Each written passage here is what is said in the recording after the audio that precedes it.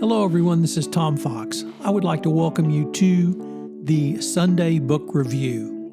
The Sunday Book Review is the series where I discuss books which impact the compliance practitioner, the legal professional, and the business professional.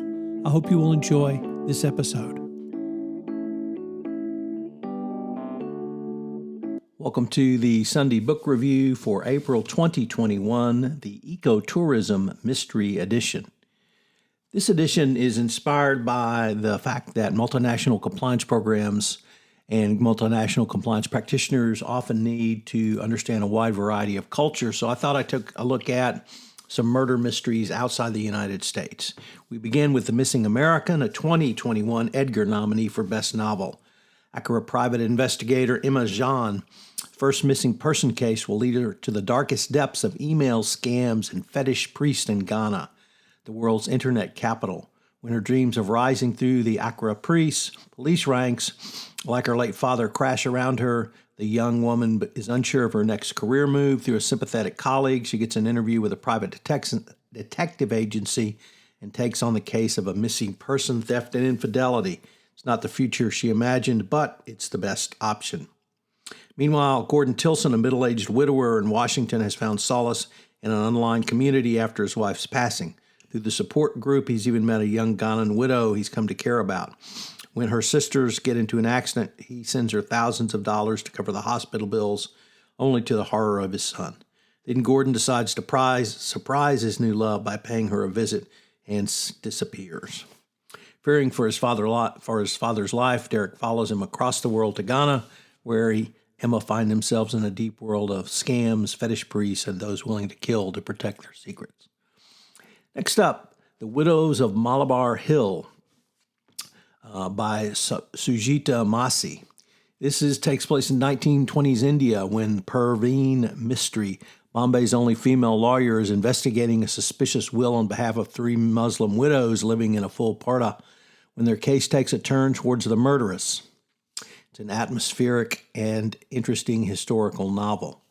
Mistry is the daughter of a respected Zoroastrian family when she joined her father's law firms, becoming one of the first female lawyers in India. Armed with a legal education from Oxford, she also has a tragic history that makes women's rights especially important to her. She has been appointed to execute the will of Omar Farid, a wealthy Muslim mill owner who has left three widows behind. But as she examines the paperwork, she notices something strange. All three of the widows have signed over their inheritance to a charity. What will they live on? She is suspicious, especially since one of the widows has signed her form with an X, meaning she probably couldn't or didn't read the document. The Farid widows live in a full parda, a strict seclusion, never leaving the women's quarters or speaking to men. Inspired in part by a woman who made history as India's first female attorney. It's a rich world of Bombay in the 20s. Next up, one of my personal favorites, Cara Black in her 3 Hours in Paris.